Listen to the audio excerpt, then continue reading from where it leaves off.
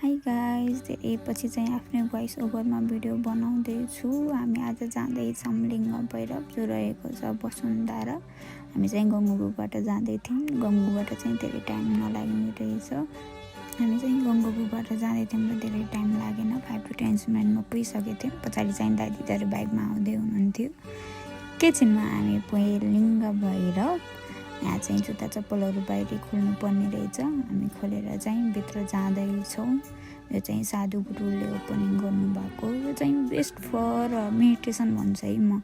यहाँ चाहिँ मेडिटेसनको लागि बेस्ट प्लेस हो, किनकि यति इन्भाइरोमेन्ट, यति पिस, यति शान्त, यति रमाइलो छ नि।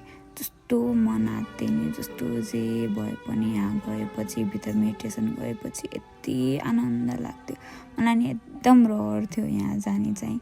मैले नि कति टिकटकमा देख्थेँ होइन, कहाँ हो भन्ने चाहिँ त्यति बेला थाहा थिएन। तर यसपालि चाहिँ म काठमाडौँ गएको बेलामा एनी हाउ जान्छु भनेर चाहिँ गएको। भित्र चाहिँ भिडियो बनाउन नदिनु रहेछ। सबजना मेडिटेसन गर्दै हुनुहुन्थ्यो।